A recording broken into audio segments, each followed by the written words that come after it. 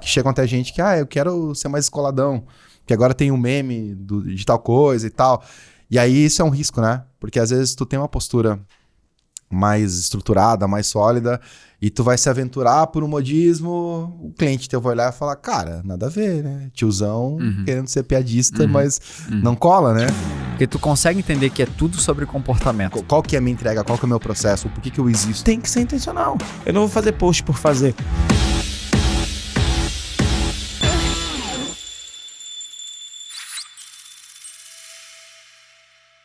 Está começando mais um Toca o Sino Podcast, o primeiro podcast que conecta times de marketing comercial para alavancar as vendas da sua empresa. Eu sou João Rosa. Eu sou Dani Botelho. E eu sou Clauber Rosa. Bem-vindo, Clauber. Clauber que Rosa também, meu primo, então é um prazer ter o Clauber aqui conversando com a gente. A gente já vai contar o porquê que a gente trouxe o Clauber, né? Mas, de novo, né? Um convidado muito especial, né, Dani? Assim como todos os outros, não é? É verdade. Um convidado especial. E outra, né? Eu compartilho de vários momentos da história aí do Clauber aí nessa jornada aí profissional. Sim. Que a gente começou mais ou menos no mesmo período aí. A gente tem histórias bem parecidas aí com relação à agência, comunicação e tal. Acho que vai ser um papo bem bacana. Até filho no mesmo nome a gente tem. É verdade, até filho no mesmo nome. Muito engraçado. Me sinto até um pouco fora dessa conversa, uma conversa mais sênior, né? Então, pra mim é um pouco complicado. Enfim, mas vou tentar interagir com vocês aqui com os meus conhecimentos limitados. Mas vamos lá. Mas então, Dani, a gente trouxe o Clauber, já vamos passar a bola para ele se apresentar. Mas para falar um pouquinho sobre branding, para falar um pouquinho sobre marketing, como que a própria construção da marca ela vai ajudar lá na venda, porque tem uma das coisas que a gente bate muito na tecla, que é a conexão marketing comercial. E essa conexão ela vem muito por conta da comunicação.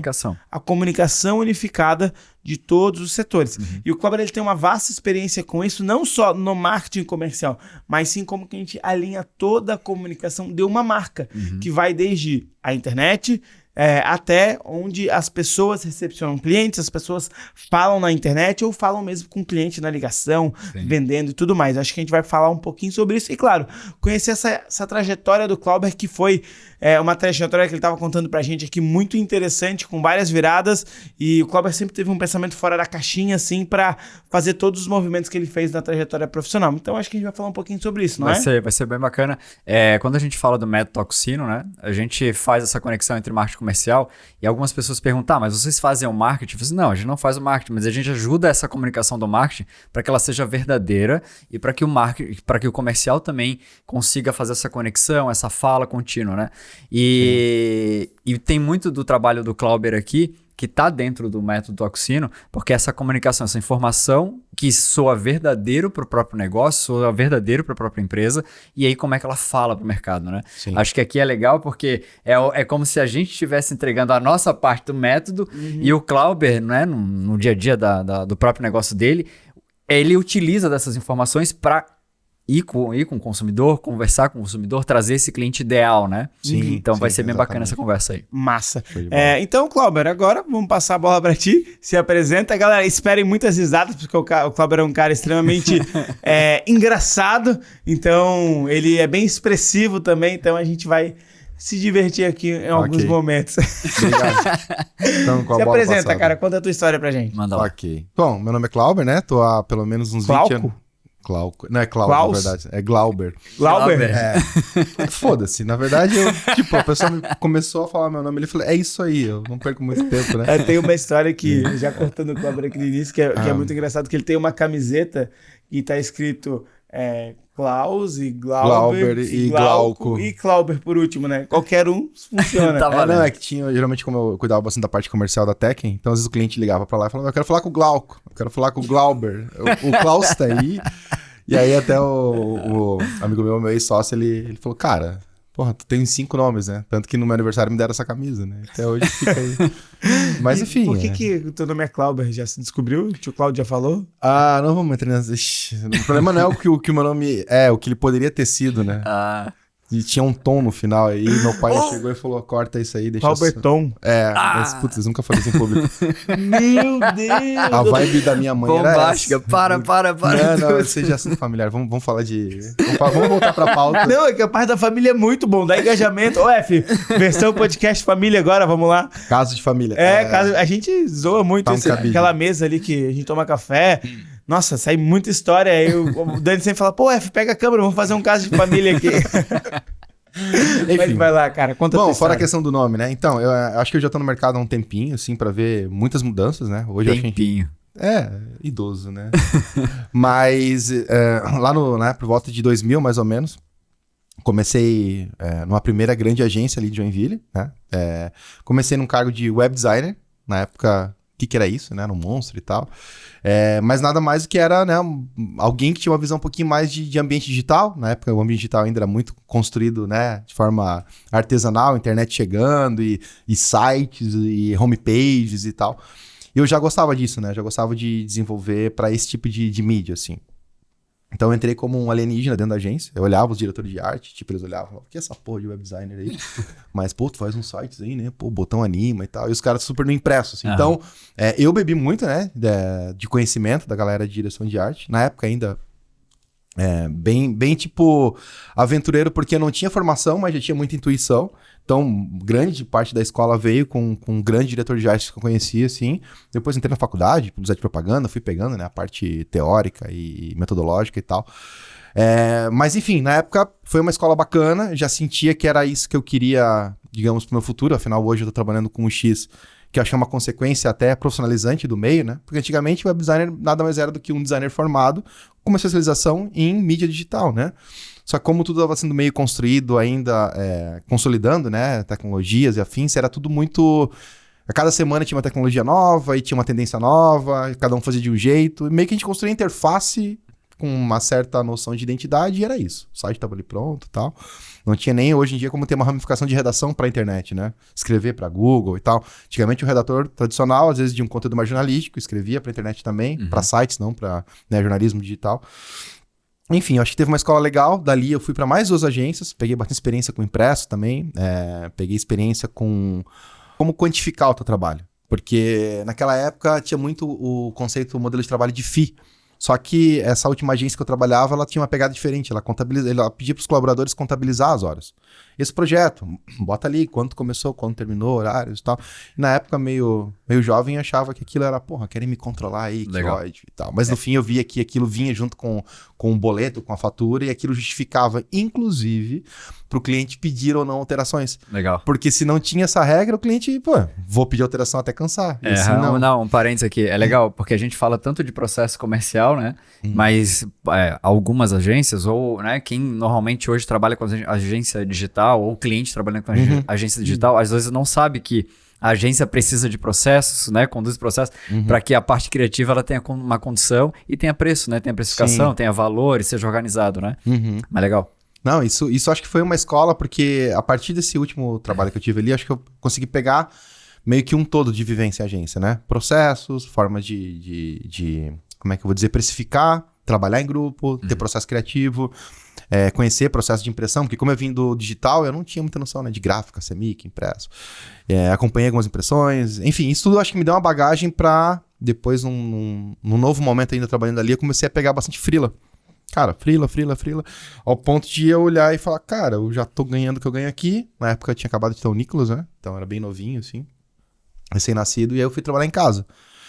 E a demanda começou a aumentar, comecei a ter contato mais com a parte comercial. Então, fazia o comercial, fazia a proposta, fazia o trabalho. Meu, isso estava virando um caos, né? E começou a ter uma demanda tão alta que eu, até na época, trabalhava com o meu ex-sócio com alguns freelas de site. Ele fazia parte de desenvolvimento e programação. Eu falei, cara, vamos se juntar, vamos criar um negócio junto e tal.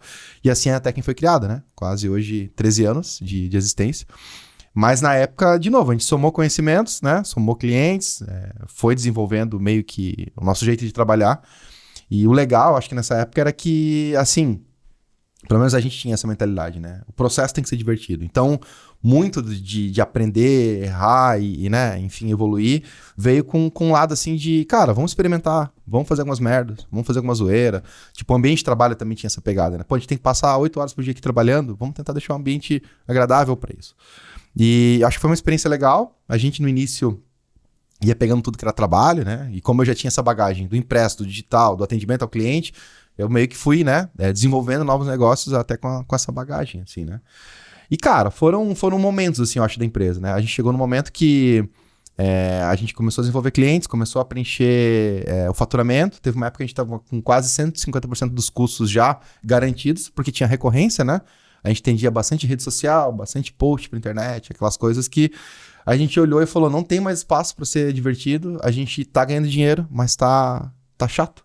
Tipo, eu levanto de manhã e vou lá pra agência, eu sei que tem 250 posts para serem criados, que a gente sabe que nem é tão legal, que nem vão ler, mas o cliente falou que como o concorrente tá fazendo, a gente tem que fazer. E a gente chegou no momento que ele falou, cara, eu não cheguei até aqui para fazer um trabalho que eu não acredito e eu acho que não é isso. Aí, coincidentemente, na época tinha uma proposta, eu não lembro agora qual que era a empresa exata, mas era a galera aqui de Floripa, eu acho que vocês conhecem ali da Clint. Não sei se é da Clint hoje em dia ainda, né? É por isso que eu não vou determinar nomes. Mas um pessoal aqui de Floripa que fez um processo grande, assim, transformação, transforme sua agência. A gente foi lá para São Paulo. A gente teve em contato com o George agora, há uma semana atrás. Ele falou exatamente que eles começaram a vender essa mentoria. Transformação digital, se não me engano. Isso, exatamente. Eles mesmos. Cara, foi assim, foi o meu sócio pra lá, a gente falou, a gente precisa ir pra lá, é isso. Os caras falavam muito com a nossa dor, sabe? Assim, tu tá num momento onde tu tá trabalhando ali, tu tá triste, não é isso que tu quer, o cliente ainda fica te usando como operacional, pô, tu tem tanto conhecimento, tu não quer transformar isso, tu não quer ser a ponto de referência. E a gente, é isso, queremos. E aí a gente foi atrás disso, né? Ficamos acho que uns 2-3 dias lá numa imersão bacana, que basicamente eles falaram tudo aquilo que nunca ninguém tinha falado pra gente. A gente falava entre a gente, mas cara, tem alguém que já passou por esse caminho, que já foi agência, que já chegou no seu ponto de mutação e tá compartilhando. Então, pra gente foi muito significativo, a gente voltou de lá falando, cara, vamos mudar nosso processo comercial, vamos parar de atender esse tipo de demanda por recorrência. A gente vai perder recorrência, vai ter que correr atrás de novos projetos consultivos, com início, meio e fim, vamos desenvolver uma metodologia para isso. Tanto que quando a gente resolveu partir para esse tipo de trabalho, a gente fez a metodologia em cima da própria técnica, né? E nessa época a gente conheceu bastante conceitos relacionados a Canvas, a trabalho de... Como é que eu vou dizer? Trabalhos colaborativos, né? Com metodologias ágeis, com as pegadas de post-its, as pegadas de experimentação, assim, mais colaborativa. Não era mais os sócios da Tekken fazendo o trabalho pela empresa. Galera, vamos sentar aqui. Né? Eu lembro que a gente trocou muita ideia sobre isso lá atrás, que a gente tá usando design thinking aqui, não sei o quê. Cara, isso mudou muito a nossa visão, porque a gente saía do computador, a gente saía do brainstorm tipo meio aleatório, para ter uma guia do que a gente quer fazer. Então, a primeira vez que a gente fez a nossa proposta de valor, que a gente começou a argumentar os prós, os contras, onde que a gente é bom, né? A gente começou a entender aquilo ali como... A gente começou, na verdade, a entender aquilo como um guia pra gente, mas depois a gente usou isso pros próprios clientes. Então, foi os primeiros momentos que a gente começou a botar processo dentro de um trabalho de agência, no qual a gente já sabia que a gente não queria ser uma agência. Aí a gente entrou num outro conflito, né, de identidade. Que a gente escrevia assim, pô, a gente não quer ser uma agência, a gente não é uma agência. Mas o que vocês são? Não sei. Mas é que eu não quero mais ser agência, porque a gente tava com aquela memória muito ruim da visão da agência. A agência tradicional, que às vezes está muito mais focada em mídia do que realmente a imersão cliente, focada em FII, focada em prêmios. E a gente queria realmente entender o cliente, fazer uma imersão daquela que a gente fez para o nosso negócio e ser visto como uma empresa pensante, não tão, né, operacional, assim. Legal isso que você tá falando, porque eu passei por esse mesmo problema, né, de agência, né, como a gente pensa, ela só agenciava e ganhava em cima de mídia. Sim, sim. E só que o trabalho de FII, agência e tal, ela era inchada, né? Sim, bastante. Se cobrava FIIs pesados por pouco resultado, só que o cliente não entendia que ele pagava uma conta que não fazia sentido, com baixo resultado e tal. E aí vem, né, um grupo, e que provavelmente a Taken também estava nesse movimento, que é, cara, eu não preciso cobrar essa exorbitância, mas eu preciso, né, de estar junto contigo e a gente fazer o resultado dar certo e fazer a operação dar certo. E a gente quebra esse movimento. E você passou por isso, é isso? Sim. Na verdade, tinham clientes que a gente já pegava meio traumatizados. Tipo, vocês são aquelas agências que cobram BV. A gente falou, não cobra BV. E não tem problema. Eu acho que se for transparente, deixar claro pro cliente, olha, a gente trabalha com modelo, né, de bonificação, é assim que a gente funciona. Beleza. Mas tinham algumas, né, que às vezes faziam todo o processo e o cliente... Escondido. Por que esses 20% aí... Então, cara, né? Não vou dizer que a gente nunca cobrou. Tinham clientes que às vezes falavam assim, olha, eu não vou te pagar os teus honorários por aqui, pode pegar do teu BV. Uhum. Eu falei, beleza. De alguma forma a gente tá ganhando, tá justo, ele não tá pagando aqui. Mas a gente não ficava com receio de falar sobre isso. A gente era bem claro. Cara, a gente trabalha por hora. Uhum. Então, o meu tempo que eu tô lá na gráfica, às vezes olhando, produção de material e tal, já tá sendo pago, eu tô apontando, tu tá vendo aqui. Mas enfim, fora isso, eu acho que o processo que a gente testou com a gente, com a própria ideia, né, do Golden Circle, do Canvas Model, a gente começou a meio que entender como isso funcionaria para os nossos clientes, né? O que a gente queria vender para os nossos clientes? E aí foi que a gente chegou na ideia de, cara, a gente já faz marca, a gente já faz material publicitário, a gente já faz site, a gente faz ações de campanha. A gente precisa aprender branding. Foi aí que a gente foi atrás de capacitação para isso, né? Buscou alguns cursos bem, digamos, expensivos, mas que deram um resultado, uma visão, né? A gente botou o pessoal para trabalhar em cima disso, a gente entendeu, dominou esse assunto, e aí começou a modelar a metodologia para isso. Uhum. Então, quando a gente experimentou o branding com a própria técnica, a gente foi para outros clientes e foi aperfeiçoando, foi tirando, foi mexendo. E a gente falou, cara, tá aqui o método. E quando a gente teve o método e começou a ter a possibilidade de vender ele, a gente basicamente começou a adquirir novas contas, novos projetos. Não porque a gente tinha uma apresentação em PowerPoint legal, não porque a gente tinha talvez um site tão legal. Era a oportunidade de a gente mostrar como a gente trabalhava. O que se conecta muito com o Golden Circle, né? Uhum. Que não era o que a gente entrega. A gente pode entregar uma boa marca, um bom design, um bom texto, mas como é que a gente trabalha? A gente nem tinha um porquê, né? O porquê que a gente existia. Isso ainda era muito da gente. Às vezes o cliente vai lá e fala, porque a gente gosta da zoeira, gosta de criar com autonomia, com confiança, mas isso ainda era muito nosso. Então, a metodologia, que era o meio do círculo dourado ali, abriu muita porta, né? Às vezes o cliente olhava e falava, cara, o jeito que vocês trabalham é muito legal. Eu gosto disso, eu quero participar, porque a gente já entendia de alguma forma que quando o cliente não participava do processo, ele não se sentia corresponsável. Uhum. Então, a liberdade dele para falar gostei, não gostei, era muito clara. Agora, quando ele participava, cara, a gente reduziu em 90% esse tipo de problema. Uhum. Que às vezes a gente ficava revoltado porque, mas por que ele foi alterar aquilo? Porque ele não tinha conhecimento de causa, porque ele não estava envolvido. Uhum. Quando a gente bebia da mesma fonte, criava aquilo de forma colaborativa, cara, o problema não era se estava certo ou estava errado, era um refinamento, sabe? Era um ajuste, era um ponto que não foi pego. E o cliente era responsável por aquilo também, então ele não ia se sabotar. Ele nem tinha porquê, né? Porque ele estava ciente que o processo começou com uma imersão, foi levantamento de informação, foi um benchmark que foi apresentado. Então, e não era só o cliente, né? A gente não falava mais só com o dono. A gente sempre tentava buscar, cara, me traz alguém do operacional, me traz alguém do financeiro, alguém do pós-venda. Porque aí em algumas reuniões, nessas imersões que a gente tem com a metodologia, a gente via até um conflito de visão de negócio. Uhum. Porque pro cliente a empresa está perfeita, ela não tem erros. Mas o cara que tá lá atendendo o cliente fala, não, mas aquele cara lá, foi aquele mesmo problema que aconteceu semana passada. Aí o cliente, isso é um problema? Então a gente não pode, às vezes, na hora de tirar uma estratégia de conteúdo para rede social, ficar valorizando um ponto que ele não tá bom. Porque se a gente sabe que isso aqui é uma deficiência, se eu falar que é uma mentira, isso lá, não, mas a gente é muito bom em tempo. Não, a gente não é bom em tempo, então não vamos valorizar esse atributo. Porque se a gente falar que a gente entregou em uma semana e a média de entrega é de 3 semanas, o cara vai lá e vai berrar, falar, cara, vocês não entregam em 3 semanas. Então esse cuidado, né, de ouvir todas as pontes e encontrar um equilíbrio, assim. Isso era muito valorizável, porque aí que dava o tom de que tipo de atributo eu posso trazer, acho que para minha rede social, para minhas argumentações comerciais, e aquilo que eu devo evitar e melhorar. Então essa conversa acho que era bem significativa assim, nessa época. Assim, isso foi abrindo clareza, a gente foi, né, sendo visto realmente como alguém de inteligência, não mais operacional. Uhum. E cara, assim... teve um momento de adaptação, teve um momento de a gente pensar em ter processo de pré-venda, pós-venda, de gerar, né? Porque antes, uma vez tu fechou um contrato de 1 ano, que ele estava garantido 1 ano, tu não precisava ter essa cultura de correr em novos negócios. Então, também foi um amadurecimento, até pra gente entender, né, como conectar o nosso marketing com o nosso comercial, que na época basicamente era eu e meu sócio. Meu sócio seria o marketing e eu seria o comercial. Então a gente tinha que ter essa conversa. Eu não diria abrir vendas, porque na época a gente já usava bastante o Google Ads e dava muito certo, o Instagram também. Ele fazia essa nossa pré-venda, mas quando chegava na hora de fazer a venda, mesmo o fechamento, aquele encantamento, com a certeza do processo que a gente tinha, cara, a gente fala até hoje, né, com certo brilho no olhar, então o cliente vê aquela empolgação e fala, cara, é isso, o jeito que vocês trabalham é o que eu quero ter aqui dentro. Sim, quero ter realmente uma empresa que trabalhe desse jeito. E acho que isso abriu bastante porta, mudou a nossa mentalidade. A gente acabou tendo uma nova interpretação sobre o próprio modelo de trabalho, né? Antes da pandemia, a gente já tinha essa cultura de trabalhar remotamente, de ter alguns encontros presenciais. E hoje a gente percebe, né, que todo dia, né, se a gente tem a possibilidade de trabalhar remotamente, mas todo dia ter que ir lá para o escritório, sentar, essa qualidade, essa troca, hoje ela é muito feita, né, por ambiente online. Não quero dizer que a presença não seja importante. Pelo contrário, até esses dias eu tava aqui, né, com vocês, eu olhei e falei, caramba, faz tanto tempo que eu não trabalho presencialmente com alguém.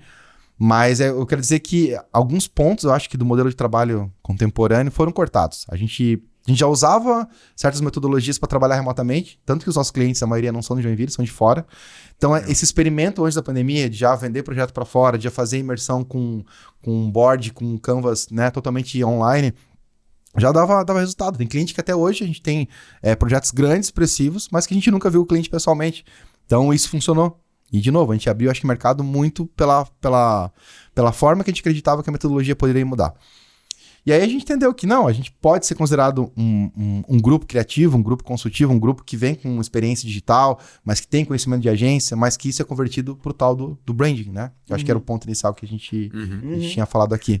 Tu falou de algumas coisas que até queria te questionar sobre isso, né? Porque você fala dessa mudança aí na visão que você tinha. Caramba, esse tipo de post em rede social não vai funcionar.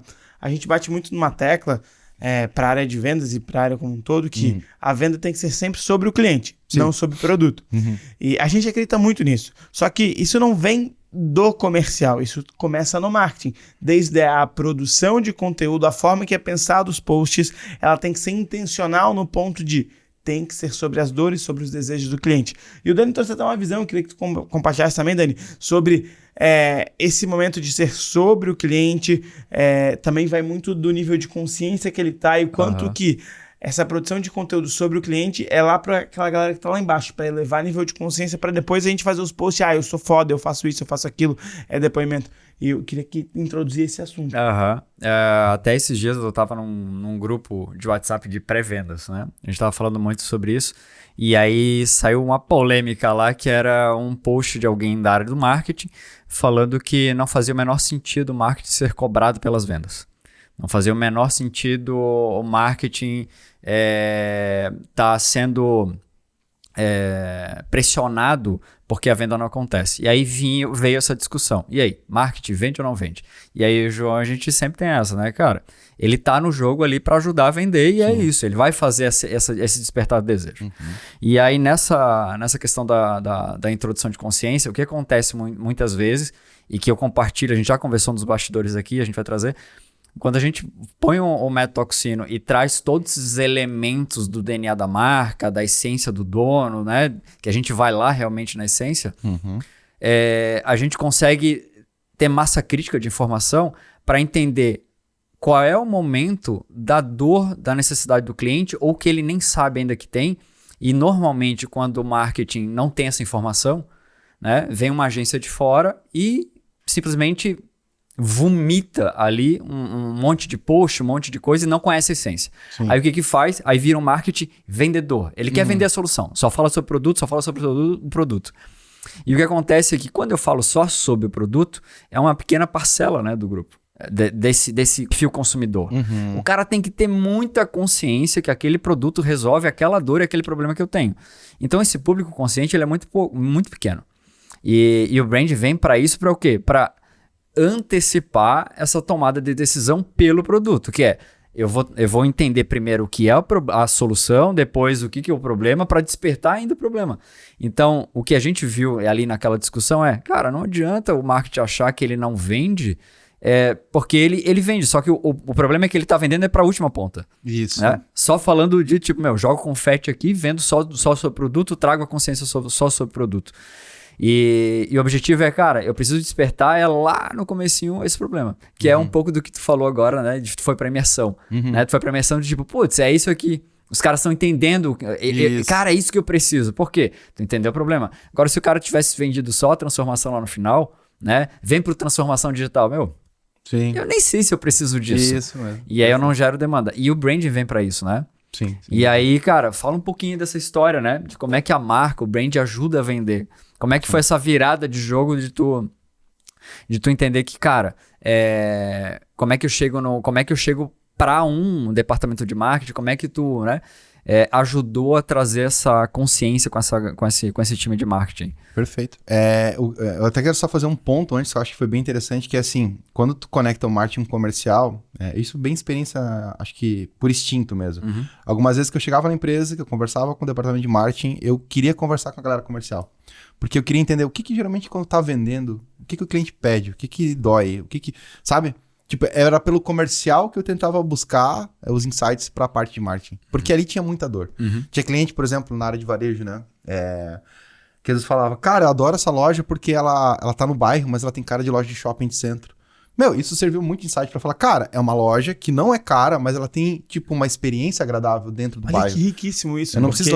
Sim? Cara, o que tu falou agora é basicamente a exemplificação de quando a gente fala marketing comercial conectado. Não é um contra o outro, é um usufruindo das informações que o outro tem para entregar esse tipo de resultado. Então, através do comercial que te trouxe essa informação, uma informação boba que só quem tá na ponta consegue ouvir. Dificilmente o cara vai vir na rede social e meter, eu gosto dessa loja porque ela parece de shopping. Não, ele vai falar com o vendedor que criou uma conexão próxima e aí é o exemplo, caramba, o vendedor vai lá, passa pro marketing, o marketing começa a explorar aquilo. Cara, é sensacional isso. Não, pra tu ver isso lá até que em 2011, isso lá em 2012, né, foi um ano depois, com essa loja de varejo foi bacana porque a gente foi em todas as lojas conhecer, falou com todas as gerentes, com as vendedoras, e o nosso BI era o sistema deles de venda.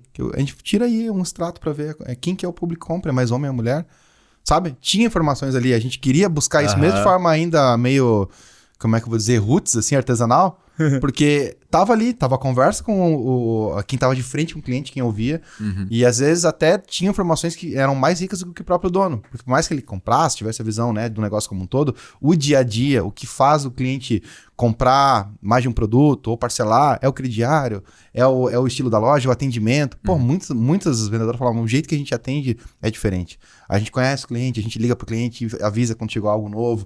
Então essa ideia até que chegou no slogan, né, conquistando pessoas, porque tinha uma conquista ali de região. A loja acabava criando um diferencial, porque tinha essa proximidade, né? O cliente não era um código, não era lá no CRM mais um número. Tinha, acho que esse bairrismo ali, né? Que trazia... Proximidade. Essa proximidade. Que, querendo ou não, com a profissionalização dos processos de venda, às vezes com grandes corporações, acaba, né, esfriando. E esse negócio de, é daqui e tal, meio barriça, ali, o vendedor me conhece, chegou um produto novo, já manda, né, pro WhatsApp, isso tudo foi dando essa cara, né, de uma loja que entendia o público, mas que também, tipo, como é que eu vou dizer? Deixava essa relação meio sem ser forçada, né? Não é tipo, amiga, vem cá que tem... Não, cara, chegou aquele produto que aquela semana passada tu veio aqui, não tava aqui e tal. Então esse cuidado, esse carinho, acho que essa atenção, assim, foram insights que a gente pegou mesmo indo, né? Em chão de loja, vendo como é que funcionava. E, de novo, era o comercial que tava ali, né? Era quem tava vendendo. E já o marketing não, ele tinha noção de quanto foi investido em rádio, quanto foi feito em TV, quantos banners foram impressos. E isso tudo são informações importantes, mas que conectado com a visão comercial, Sim. a gente consegue saber que talvez a TV não estava dando tão certo, que talvez as ações, né, não deveriam ser de determinado produto, mas um outro que estava sendo pedido na loja e que a compra maior foi feita para ele. Que também tem isso, né? Tem a parte de logística de compra, que se a gente não sabe que foi feita uma compra gigante, né? A gente às vezes não vai nem ter critério para sugerir determinado produto promocional junto com o cliente. Ou, né, às vezes vem uma demanda do marketing, vamos anunciar bota porque é o que tá na moda, né? Se fosse um exemplo assim de produto. Mas você tem isso em estoque, pior que a gente nem tem tanto, né? Acho que não, sabe, chegavam nesses conflitos que às vezes eram meio básicos, assim, né? E é legal isso que você falou, a gente tava falando no bastidor, né, de BI, né, de ter uma base de dados onde o tanto comercial quanto principalmente o marketing possa beber, né? Sim. A gente tava falando aqui que eu tava trabalhando com uma empresa que tinha BI, tinha dois colaboradores e eles não utilizavam, a agência que acabou utilizando a informação. É muito louco isso. Sim. E a outra coisa, ontem aqui a gente tava com um convidado aqui e no bastidor tinha um grande professor meu e tal, e a gente acabou trabalhando junto, ele é um consultor de grandes empresas, e a gente estava comentando uma história de uma empresa, inclusive, lá de Joinville. E a empresa botou a agência em xeque, né? Tipo, caras, ou vocês dão resultado para mim agora, ou eu vou botar essa outra agência aqui para dar resultado. E normalmente o que uma agência faria é ir partir para comunicação, né? É ou não é? Sim. Normalmente, o raciocínio é esse. A gente vai lá, não, vamos fazer uma campanha que vai ajudar a vender. Cara, ele disse assim, Dani, a gente parou tudo, suspendeu tudo, foi conversar com a área comercial, foi visitar o lugar onde ele estava com maior demanda, assim, de um problema de vendas, e foi para a ponta. Ficaram 20 dias percorrendo. Resumo da história, não adiantava fazer a parte de comunicação, porque se a pessoa consciente do produto, fosse buscar na loja, o vendedor da loja não sabia nem que tinha o estoque do produto na loja. Sim. Como é que vai fazer comunicação com isso? Então, vinha esse trabalho então de bastidor para então a comunicação vir para o jogo. Sim. E aí foi feito todo um trabalho de conexão com comercial na ponta, de operação, de entrega, um trabalho também de recepção dos vendedores de loja, para daí então a comunicação vir. E é muito louco. Aí fica aí o comercial dizendo que não vende, né? Ou o marketing dizendo que não funciona. Mas tá lá, às vezes é na cadeia. E eu sei que tu faz isso muito por conta, né? Da jornada do cliente. Uhum. E a outra também, aliás, falando de jornada do cliente, a gente fala muito de macroprocesso, né? Uhum. De onde o lead entra e para onde o lead sai. É o mesmo raciocínio. Sim. A pessoa fica querendo garantia de venda, mas, cara, a venda é uma consequência, né? E aí meio físico acontece. E no digital também a gente fala de macroprocesso. Cara, tem passinhos, né? Pra gente acertar a venda. E, cara, a parte comercial e a parte do marketing precisa conversar. E esse marketing precisa também ser mais protagonista, como a gente falou, né? Uhum. Sim, sim. Eu acho que o que tu fala tem, assim, sempre esteve, eu acho que em todos os processos de análise, né? Da venda, da prospecção. E hoje, até pelo conceito de UX, né? A gente traz isso muito para aplicação e tal. Mas, cara, é a jornada ali, a interação, seja uma porta que eu abro para dentro ou para fora, um botão que eu clico ou não. Uhum. Eu entrei no ambiente e aí onde que eu olho primeiro, onde que tá o promocional.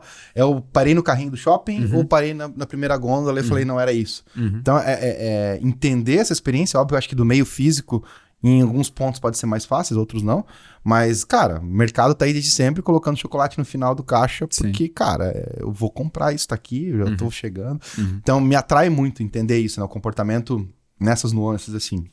Óbvio que hoje o nosso forte é no meio digital, né? É muito legal essa história, né? Essa questões de produtos na gôndola ou perto pro cara tomar decisão, né? Olha só que legal, tem um cliente que ele participou dos treinamentos na época do EAG. E aí, numa das estratégias de crescimento, de alavancagem, ele entendeu que ele tinha uma loja de material de construção e pelo público dele ser homem, ele queria aumentar esse ticket médio de compra no final da venda. E aí, fazendo teste, ele colocou Presto Barba na boca do caixa. Porque como 90% dos clientes dele eram homens, o cara ia lá, olhava, Presto Barba, preciso de Presto Barba, preciso de Gillette. Levava Gillette também. Entendendo o público, entendendo para quem ele estava vendendo. Sim. E entendendo, claro, não talvez algo tão grande de experiência do cliente ou usabilidade do cliente, mas conectando o que esse cara vai ver no final da experiência ou da passagem dele na minha loja que pode fazer com que ele compre mais. Então, uma loja de material de construção estava vendendo Presto Barba, Gillette. Cara, isso faz total sentido com o que tu tá falando, né? Então, começa a falar, qual que é o botão? Onde é que eu vou parar? Onde é que eu vou? Mercado tá aí há tanto tempo. E aí, às vezes, as pessoas saem um pouquinho fora da caixa para entender como é que eles vão aumentar as vendas com coisas simples. E botar esse produto. Tem algumas histórias também que a galera coloca fralda do lado da cerveja. Vocês já ouviram falar isso?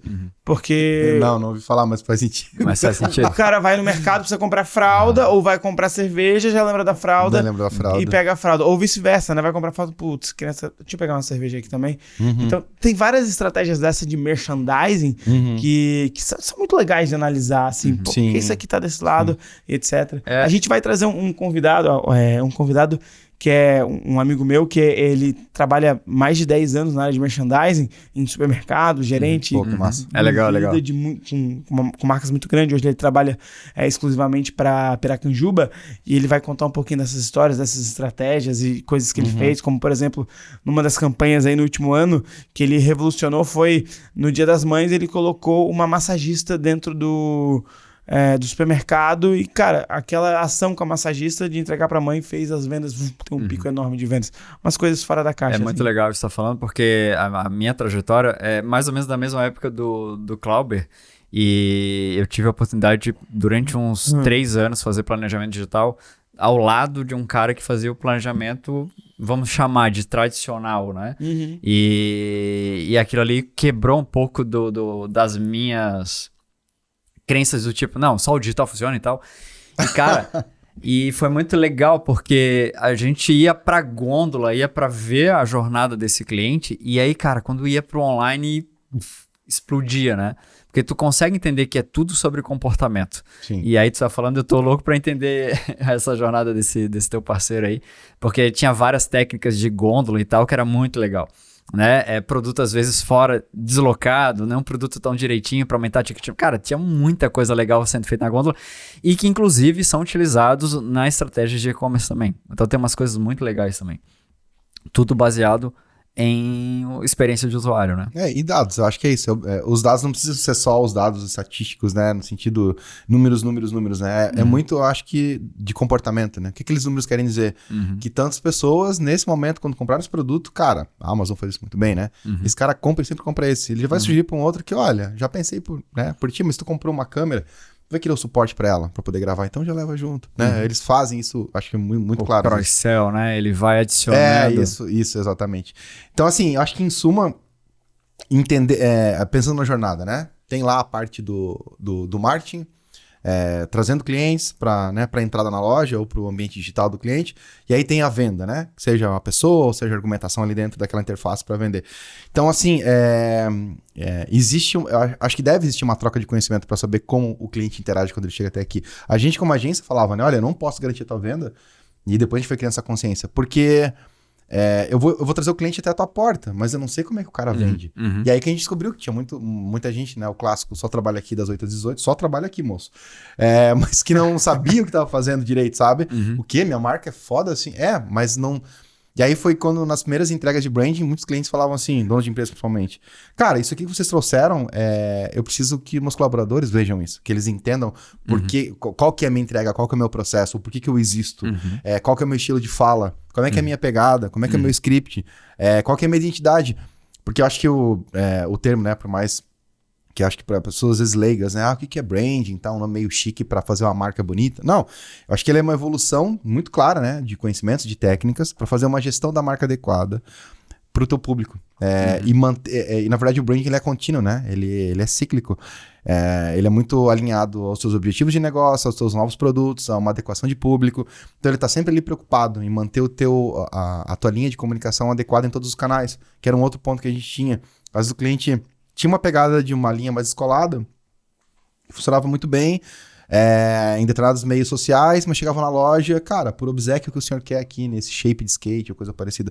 Não, tem que, sabe, teria que manter esse diálogo, porque quando a gente fala em persona de marca, tem muito isso, né? Se minha marca fosse uma pessoa, que pessoas que ela seguiria, que redes sociais ela usaria, como é que ela falaria, ela se comportaria?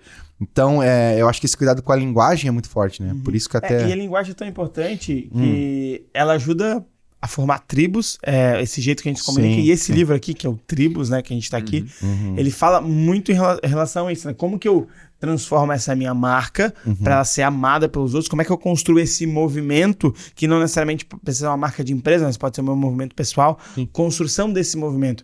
E as linguagens, as falas, os termos, os bordões, eles são muito importantes para toda a minha comunicação. E ela começa lá no marketing e termina dentro da loja ou no telefone, eu atendendo algum cliente. Então, isso que você está falando, construir essa persona da marca, cara, esse livro aqui, cara, do Seth Godin, ele é sensacional, porque ele traz muito essa construção de tribo, essa construção de movimento, essa construção de...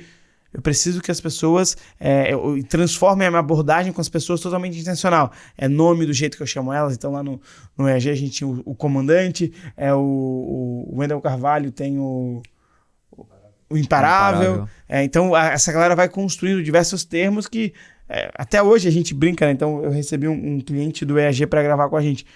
O comandante, tem um comandante que vai vir aqui gravar com a gente. Eu saí do EAG já fazem 6 meses, mas eu ainda continuo chamando os caras de comandante, porque na minha cabeça o empresário é comandante, porque aquele movimento me pegou, Sim. eu fiz parte daquilo, a gente até brinca, né? Agora eu sou comandante, porque agora eu sou empresário. Enfim, então, esse lance do jeito que a marca fala.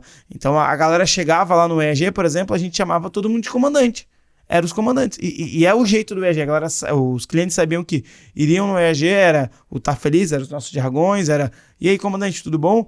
Então, isso conectava muito com o cliente porra, caramba, os caras falam desse jeito, eu vou ser atendido desse jeito. Isso que você tá falando, né? Então, essa conexão de todas essas pontas pelo jeito que a marca se comporta. Sim, não, é perfeito. Acho que dá ressignificado em como ele para se olhar, né? Pô, comandante, como tu falou agora. Não, porque tem uma carga de responsabilidade grande, porque tu direciona uma equipe. Pô, porque eu sou foda mesmo, né? Tipo, às vezes uma palavra, um jeito de trazer na identidade ali de como aquela marca vê aquela outra, é a mesma coisa com o público, né? O jeito que às vezes uma marca trata o público com carinho, ou de um jeito, né, mais coloquial. Quando a marca tem espaço pra ser assim, né? Nubank é um exemplo, né? O Nubank até hoje é um exemplo. Às vezes a galera até fala, né? Porra, só falam do Nubank, só falam da Netflix. Mas, cara, tem um porquê, né? Eu uso o Nubank até hoje, né? Não tô fazendo... A gente não tá sendo pago aqui pelo Nubank. Nubank, inclusive, se quiser pagar. Mas, cara, até hoje eu gosto, eles se sustentam no brand deles, sabe? Até hoje, tipo, tu vê assim que não é a mesma pegada que tava lá há 3 anos, mas a identidade e o estilo da marca, ele se mantém intacto, né? A experiência com eles no atendimento, nas dúvidas, na aplicação deles, sempre tu vê alguma inovação. Então, esse cuidado em se manter nessa postura, né? Como uma marca que tá ali à frente das outras, talvez nesse segmento, explorando, testando, até mudando, né? Alguns viés que eram muito padrões, você nunca imaginava, né? Certos comportamentos, né? De instituições financeiras. Mas eu acho que o que grava, assim, é o jeitão deles. Porra, quando que falar de dinheiro podia ser tão descolado? Então eles foram pra uma linha... Não é bem um descolado sem propósito, é um descolado pra tipo, cara, não é um assunto tão complexo. Vem cá, vamos conversar aqui. Pô, a gente sabe que dinheiro é um assunto, né, que é polêmico. Então a gente quer falar de um jeito mais aberto. Sem tantos jargões, sem tantos critérios. Financeirês. Financeirês. Tanto que, cara, eu comecei a aprender investimento agora. Mas eu fui fui perder minha virgindade com o aplicativo do Nubank. Porque tava ali, tava na cara, tava, sabe... se tu não conhece, pega esse artigo aqui, dá uma lida. Em investimentos, né? Só pra ficar claro, né? Passou a bola pra mim de novo. Mas eu acho que é isso, assim. E, de novo, o contexto deles, por exemplo, usando, né, como branding. Cara, tem tudo a ver eu trazer conhecimento sobre investimento, porque eu trabalho com finanças. Então, tava ali dentro do aplicativo, eu fui lá... Tive um conhecimento prévio, depois eu fui pra fora conhecer, né, outras fontes de conhecimento. Mas eu acho que é isso, assim, eles marcam muito porque eles conseguem sustentar esse branding, né? E às vezes tem marcas que chegam até a gente que, eu quero ser mais escoladão, que agora tem um meme de tal coisa e tal. E aí isso é um risco, né? Porque às vezes tu tem uma postura mais estruturada, mais sólida, e tu vai se aventurar por um modismo, o cliente teu vai olhar e falar, cara, nada a ver, né? Tiozão querendo ser piadista, mas não cola, né? Não é verdadeiro. Não é verdadeiro, é oportunista. Pra ver ou pra comer, né? Exatamente. Então isso não combina com a marca. Então tem que ter esse cuidado, né? Porque teve, acho que, sei lá, uns 5 anos aí, muito esse negócio de quero bombar na internet. Tinha cliente que ligava pra gente e falava, quero bombar na rede social. Falei, cara, hoje em dia, pra bombar, só se tiver, né, de sunga, com, sei lá, com alguns pompons, assim, faz um vídeo teu, tu vai bombar. Mas é o que tem. Não existe mais mágica, né, pra tu bombar na internet. Tinha esses vídeos mais virais que tinham e tal. Porra, isso virou desejo de consumo, né? Os caras, eu quero fazer rede social, mas eu quero aparecer. Falei, cara, hoje sem posicionamento, sem estratégia. E acho que nem é tão legal aparecer por aparecer, né? Pode ter alguma ação que gere algum engajamento, mas pegando lá nos primórdios o conceito de long tail, né? Quando tu vende um produto que às vezes não é tão varejo, cara, vai ser difícil tu bombar, porque nem todo mundo vai se interessar. Aí flerta lá com a ideia que a gente tinha quando fazia post pra rede social, a gente tinha uma piada interna, né? Lá vai a gente fazer mais um post do dia do não sei o quê, que não tem nada a ver com o contexto do cliente. Que nem um dia a gente pegou um dentista, a gente foi fazer um trabalho de branding pra eles e antes foi fazer uma análise do que tinha lá. E era um absurdo, né? Tipo, na Páscoa, o cara como dentista botando uma foto de um monte de chocolate. Falei, cara, tu justamente trata um problema que deveria ser, tipo, talvez pegar essa pegada e falar, na Páscoa, Toma cuidado, de repente faz o teu filho escovar mais os dentes. Ou então, né? E tava lá um chocolate. Pode comer ovo, mas chega aí na próxima semana, né? Faz um preventivo. Feliz Páscoa, tô te aguardando. Não, tava lá chocolate pra caralho. Tipo, uma coisa que poderia ter pensado no porquê, né? Ou o dia de tal coisa. A empresa nem acredita naquilo, mas tem que fazer porque uma concorrente tá fazendo. Aí a gente chegava na máxima que é ninguém lê, ninguém liga. A gente queria ter uma camisa assim, né? Lá vai a gente fazer mais um post, né? Do nem li, nem lerei. Ninguém liga. Nem li, nem lerei. Mas era isso. Foi aí que a gente teve esse insight. Falou, cara, não tem que ser uma reprodução do que é feito, né? A gente pode meio que embater, né? Tipo, com critério. Cara, precisa fazer isso mesmo? No outubro... como é que é? Outubro rosa, né? Novembro azul. Então a empresa tem ações internas que são efetivas, representa. Mas o cara nem liga pra isso, até faz piada sobre, né? Sim. Então... Não é verdadeiro. Não é verdadeiro. Então, eu acho que essa é uma preocupação, que quando a gente mudou um pouco a nossa postura, deu mais sentido, assim, né? Ô, Cláudio, mas assim, enxergando esse movimento, né, do ninguém lê, ninguém liga, né? Isso vem, na verdade, de uma ausência de protagonismo também, né? Sim.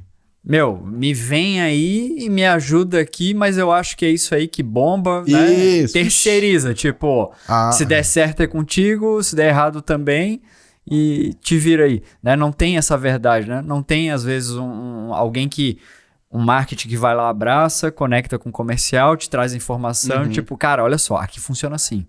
Eu tenho isso aqui. Como é que a gente trabalha com a nossa comunicação? Como é que a gente trabalha pra gente ajudar as vendas a acontecerem melhor? Não existe isso, né? Não, até porque é muito baseado em achismo, né?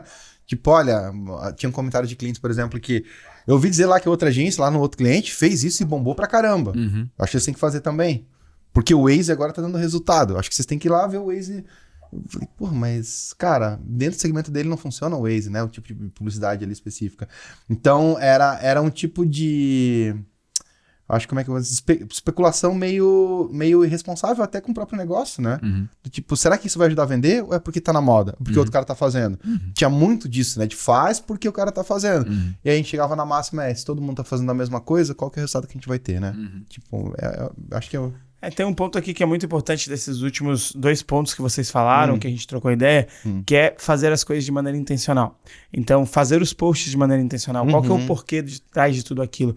Porque o lance da intenção, uma das coisas que eu e Dani, a gente concorda muito, e inclusive é um dos valores do Talksino, é a intenção.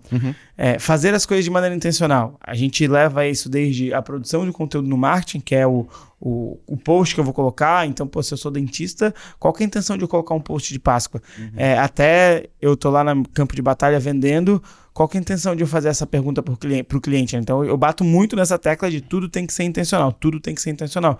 E, cara, quando tu começa a trazer esses exemplos de tudo que você viveu, pra gente conecta muito, faz muito sentido, porque tem que ser intencional. Eu não vou fazer post por fazer. A frase ninguém lê, ninguém liga, é muito isso. Por que eu vou fazer essa questão de o post da Páscoa para um dentista se ninguém vai ler, ninguém vai ligar? Não tem intenção por trás. E aí os empresários hoje, eles caem nessa armadilha que você fala, que é muito comum.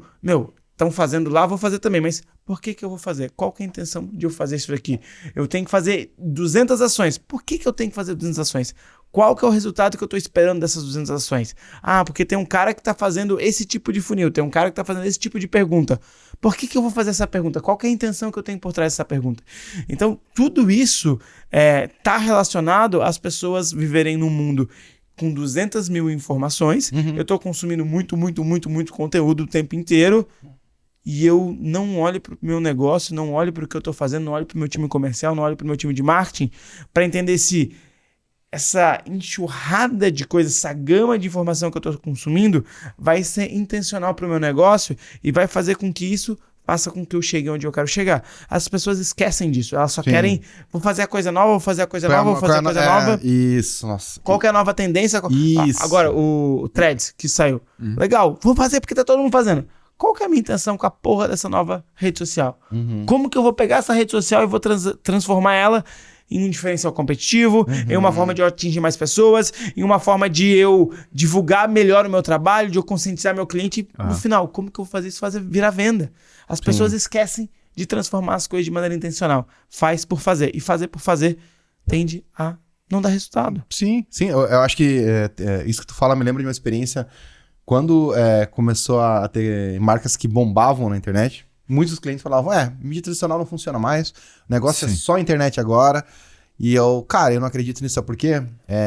Primeiro porque tu não é um e-commerce só, tu tem loja física. Então o cliente passa por ambientes físicos. E ele, quando vê talvez um outdoor, ou vê alguma coisa numa rádio, ou vê alguma coisa física, ele entende que a tua marca, ela do mesmo ambiente que ele vai fisicamente, ele vê uma intervenção muito mais significativa do que só a publicidade digital. Então tem que cuidar um pouco, né? Às vezes as escolhas que tu faz, só isso ou só aquilo, a moda agora é isso. Porque, cara, o outdoor continua dando certo. Às vezes a pessoa chega e fala, eu vi uma promoção lá no outdoor. Cheguei até o teu ambiente por causa disso. Eu ia falar esse exemplo agora, que eu acho que tu vai falar o que eu vou falar. Não. Meu, primeiro só um ponto do outdoor. As coisas são complementares. Sim. Não é porque um funciona e o outro deixa de funcionar, então tu falou perfeito. Sim. E muitas vezes o outdoor, ele não é o que vai fazer o cara tomar a decisão de compra, mas é onde eu vou conseguir manter o meu produto na cabeça do cliente, onde ele está passando. Sim. Porque a compra, ela não é feita apenas de um único impulso. A compra é feita de micro contatos que o meu cliente vai tendo com a minha marca, ou com aquele assunto, ou com aquela dor, para fazer com que lá no final ele tome a decisão de compra. Então, o outdoor talvez eu não consiga medir o ROI dele, mas ele pode me ajudar a converter, porque eu tô entrando na cabeça do cliente. Agora, nesse movimento de as pessoas ficarem falando de caramba, isso não tá funcionando mais, isso não tá funcionando mais. Cara, hoje tá muita gente batendo. E-mail marketing não funciona mais. E-mail marketing não funciona mais. Como que não? Cara, a gente acabou. Assim, faz 2 dias, 3 dias, sei lá. Quando que a gente comprou? Faz 4 dias. 4 dias, segunda-feira, né? Não, domingo. Isso. Domingo, foi domingo. Domingo a gente comprou a porra de um treinamento. Desculpa pelo gravão. A gente comprou um treinamento vindo de e-mail marketing. Não tava olhando stories, não tava olhando nada. Recebemos um e-mail. O que aconteceu no e-mail? Pô, que legal isso aqui. Vou clicar. Calhou com a dor, calhou com tudo, assim. Né? Compramos de uma mídia que a galera tá batendo. Isso não funciona mais, não funciona mais. Funciona, cara. Não, claro que funciona. Bem feito, funciona. Talvez ele não tenha... hoje, os e-mails, a taxa de abertura que tinha há 6 anos atrás, mas feito de maneira intencional, com conteúdo correto, comunicando com a audiência do jeito certo, falando sobre o cliente, não só sobre o meu produto, faz com que todas as estratégias funcionem. E aí vem naquele ponto que tu bateu, que é o Omnichannel. Eu saber me comunicar em todos os canais com o meu cliente. E da maneira correta e intencional, não é soltar um monte de coisas diferentes em todos os canais diferentes. Não, é uma única comunicação sendo explorada por todos os canais. Porque hoje a gente sabe, e aí sim é necessidade, não é só o digital, não é só o físico, é um conjunto dos dois. E cada vez mais essas mídias elas vão se complementando, né? Sim. Então, agora é só na internet que funciona. Não, como é que eu junto as duas coisas? Um exemplo muito bom era, quando bombava, era o MasterChef.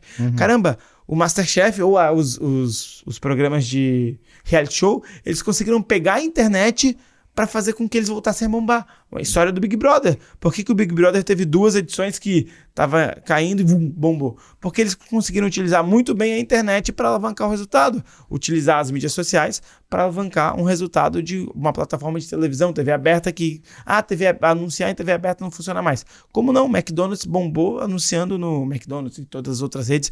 Investiram uma caralhada de milhões no Big Brother naquelas temporadas 20, 21, 22, sei lá, no meio da pandemia. Por quê? Porque conectou a internet com a mídia tradicional e aquilo, explodiu, não é? Sim, não, pra caramba. É a ideia do micro-influenciador, do influenciador, da pessoa de contexto para aquele produto. A gente tá falando de Jovem Nerd, né? Porra, pegando essa galera assim, né? Tipo, quando saía algum tipo de publi editorial ali que ele recomendava um produto ou falava de uma marca, cara, não me vinha como... O clássico, fazendo propaganda de dentadura, mas eu não uso, hein? Que é assim, cara, eu usei esse produto, eu gosto dele, eu falei, cara, o Azaghal ou o Jovem Nerd falou, eu não tinha muita dúvida, porque ele estava atrelado a um contexto, de uso, os caras ainda ficavam meio incomodados, putz, eu tô vendo esse produto porque eu gosto mesmo, eu não preciso ser falso aqui.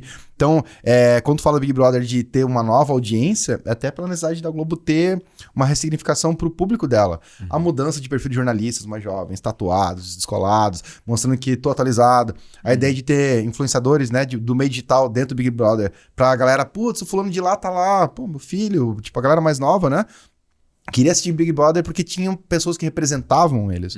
Então, eu acho que é muito de contexto, assim, né? Isso, até trazendo essa pauta que tu trouxe, né? A televisão volta a ter protagonismo porque ela faz um cross com o que tá lá na internet. Eu ia falar isso. Cross-mídia. Né? Total. Cross-mídia. Uma vez trouxe um Não conceito. se sabe onde começa, não se sabe onde termina. É infinito. O lance é a frequência, né? E ângulo, né? A gente estava falando ali de entender a jornada do cliente, entender sobre ele, entender sobre o comportamento, BI, pesquisa e tal, porque a gente precisa entender qual é o ângulo que faz a conexão com esse cara, dar o próximo passo e a frequência, né? Sim. A gente falou dessa compra do treinamento, é porque a gente está pesquisando muito, e é uma das coisas que a gente trabalha dentro do Toxino, é essa questão de inovação e tal. Então, para a gente estar muito consciente, né, essa nossa dor e esse nosso desejo que a gente quer entender muito mais o movimento tecnológico de algumas frentes de ferramentas e tal. E aí, quando tu vê aquela oportunidade sobre um ângulo, e o cara te fala, desenha uma copy, tem aquele produto e tal, eu falo assim, cara, faz sentido isso para mim. Então é realmente assim, cara, eu posso estar em qualquer momento tendo um ângulo sobre a dor ou sobre o problema que eu quero comprar e tal, e a frequência do marketing ela precisa beber dessa fonte, assim, cara, não é sobre um canal específico, não é sobre um canal offline, online, não é sobre isso, é sobre quem é o teu cliente, aonde ele tá, o que ele bebe, né, o que ele vê, como é que ele passa por diferentes necessidades. E aí é o marketing realmente sendo protagonista e entendendo isso na base. Mas assim, não dá para depositar isso na mão de alguém que recém chegou de fora e tu não consegue conduzir esse marketing de uma forma correta. Eu ia até lembrar de um ponto, é bem polêmico, assim, na época que eu tava ainda em faculdade, trabalhando em agência, tinha a famigerada pesquisa. Pô, mas pesquisa é caro, pesquisa é só para empresa grande, não sei o quê. Como mudou esse panorama? Porque hoje não é bem a escala da pesquisa, é como ela é feita. Tu pode fazer ela por Google Docs, pode fazer ela por estatística de acesso ao site, pode fazer ela pelo teu próprio sistema de vendas. Sim. A pesquisa, os dados eles estão muito à amostra hoje. Pô, antigamente era contratar uma empresa pra... E só quem atendia contas muito grandes, assim, pra ter esse acesso, né? E, cara, hoje o jeito de chegar até lá, como tu falou, um parceiro teu que foi em determinada região, foi direto na fonte de saída, como é que o cliente compra, como ele compra. Uma pessoa com alguns pontos cirúrgicos já teve uma informação muito mais, às vezes, profunda do que uma pesquisa feita com consumidores. E quer ver ser polêmico é que tinha agência, não sei se existe ainda, mas assim... Tinha agências que utilizavam de planejamento para validar uma criação. E na verdade não era o contrário, né? Não se planejava para criar. Se criava e aí para defender a criação se desenhava um planejamento. E um planejamento que às vezes tinha que durar 2 ou 3 anos, escrito em pedra. Cara. Quando a gente começou a entender isso, cara, porque o cenário começou a mudar exponencialmente, né? A gente olhava às vezes e entrava em conflito com profissionais de planejamento, que não, esse planejamento que tá para 1 ano, isso aqui não se mexe. A gente falava, cara, mas 1 ano? Pô, mas aí acabou de lançarem uma nova plataforma ali agora, ou um novo, né, um movimento de mercado, não era só por questão de tecnologia, é porque hoje tu olhar um planejamento estratégico de comunicação, que ele tem que ter, eu acho que a grande parte dele engessada, eu acho que tem que ter o trilho, mas, cara, isso é totalmente fluido hoje, deu um movimento, entrou uma pandemia, entrou um novo meio, eu tenho o Threads agora, se minha marca é inovadora, ela vai fazer o Threads, porque ela tá sempre experimentando coisa nova, mas se ela for uma marca mais tradicional, ela vai se manter no Facebook ainda, o Facebook tá acabando, tá, mas se o teu público ainda usa aquilo lá, então esse negócio que já acabou, isso agora é a nova moda, é um cuidado que tem que ter, porque é muito perigoso, né? Tu ir se aventurar em meios que, porque todo mundo tá indo, tá na moda, também quero, é adequado? Funciona pra ti? De novo, né? Voltando na tecla, tem que ser intencional. Qual que é o teu porquê por trás? Por que tu tá fazendo aquilo? Inclusive, você que tá escutando a gente até agora, cara, se você quer construir um processo de vendas intencional, um processo de vendas replicável, um processo de vendas que realmente vai fazer com que a tua empresa não dependa de um vendedor estrela, aqui nesse episódio, aqui na descrição do vídeo, tanto no YouTube quanto no Spotify, tem um link. Clica nesse link, se inscreve, que eu e o Dani vamos entrar em contato com você e entender como que o Toxino pode te ajudar a ter esse processo de vendas intencional dentro da sua empresa. Se você não consegue construir isso hoje sozinho, a gente sabe, a gente pode te ajudar. Então vai lá, clica, se inscreve, que a gente vai entrar em contato contigo. Beleza? Massa, bora lá. Glauber, cara, sensacional. Sensacional, Muito bom. sensacional. Foi muito massa trocar essa ideia contigo. Você era uma das pessoas que eu tinha mapeado, que eu queria conversar para falar sobre marketing, para falar sobre vendas. Eu sei que você tem essa pegada e tá há muito tempo no campo de batalha, né? Assim como o Dani, então vocês estão há bastante tempo mesmo. Chamou de idoso na cara dele. O jovem, olha. Bastante tempo, assim. Não sei nem se eu era nascido quando vocês começaram a trabalhar. Peguei no colo, cara. Eu sei disso. Mas enfim, queria te agradecer pela sua participação. Pô, obrigado. A gente tem alguns rituais agora no final do podcast. O primeiro deles é pedir, se você tá aqui até agora, dá um like nesse podcast, compartilha esse conteúdo com outros donos de empresa para ajudar a gente a disseminar esse conteúdo. E a gente tem uma missão. Até o final de 2023, a gente quer bater 5.000 inscritos no nosso canal do YouTube. Hoje a gente tá nem 1.000 ainda, mas a gente vai chegar nos 5.000 e eu preciso da tua ajuda. Se inscreve no canal, dá um joinha se gostou e compartilha o YouTube, o canal do YouTube ou o conteúdo do Talksino com outros empresários, outros colegas que precisam desse conteúdo, que precisam entender que o processo de venda tem que ser intencional e o processo de vendas não começa no comercial, o processo de vendas começa lá no marketing, desde a contratação da agência que você vai fazer, desde o post de Páscoa que você está fazendo, se faz sentido para ti ou não. Tudo tem que ser intencional. Então, vai lá, ajuda a gente a alcançar mais pessoas e disseminar esse conteúdo cada vez mais. Agora, vamos para a sacada? Bora lá. Qual que é a sacada que você deixa, Dani? Vai lá. O seu marketing é protagonista, né? Então, ele tá à frente, ele conversa com o time comercial, ele entende a essência, ele entende com intenção a própria comunicação para ajudar a vender, para fazer com que as vendas aconteçam. Então, fica aí a sacada. Acho que a sacada que eu deixo é ninguém lê, ninguém liga. Essa é muito boa. Cara, é porque o contexto por trás disso é muito forte. Muito forte. E, de novo, eu tô vivendo muito esse lance da intenção, né? Cara, ninguém lê, ninguém liga. Qual que é a intenção de tu botar um post no Instagram? Qual que é a intenção de tu botar aquele conteúdo? Qual que é a intenção de tu gravar um podcast? Por que tu tá fazendo o que tu tá fazendo? Se for pra fazer pra ninguém ver, ninguém vai ligar.